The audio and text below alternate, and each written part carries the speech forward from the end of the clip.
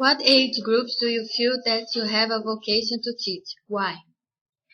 We have chosen teaching adults because they already have their goals with more clarity than the younger ones, and they have a different kind of view about the process of learning teaching, as well as they know why and which field they are going to use the language. Talking about adults, beginners in special, they are more receptive and they show a high degree on extrinsic motivation. So it appears a challenge to the teacher how to keep motivating his or her students, because if the method of teaching isn't be suitable or satisfying, they might be demotivating in a disastrous way.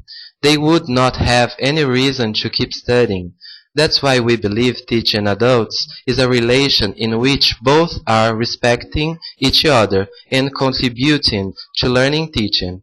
This age group is not too dependent on the teacher as children are, neither confused as the adolescent ones.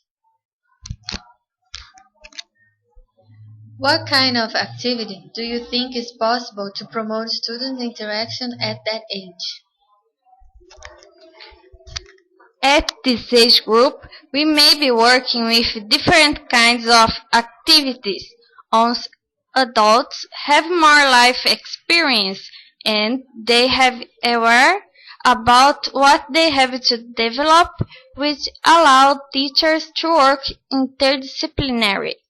For example, they could have an activity such as a chat or debate in which they have to support their own opinions about the subject based on their world's knowledge.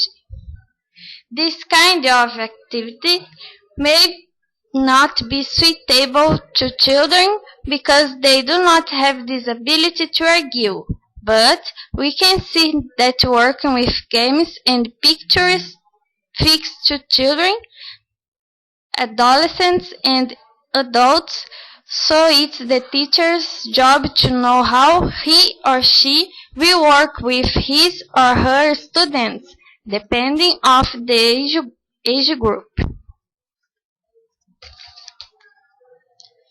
Do you think that a previous teacher-student experience is fundamental to learning process? It will depend on which level or cycle the group is found.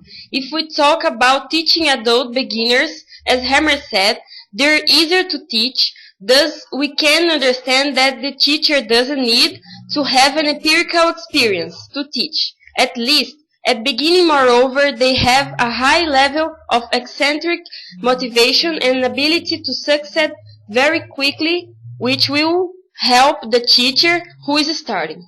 On the other hand, intermediate students and advanced ones will need a teacher who is more prepared in teaching techniques, motivational methods, etc. But it doesn't mean that an inexperienced teacher won't help them to perceive success. The important thing is that the teacher must be motivated and confident. After all, we all have been students in some context.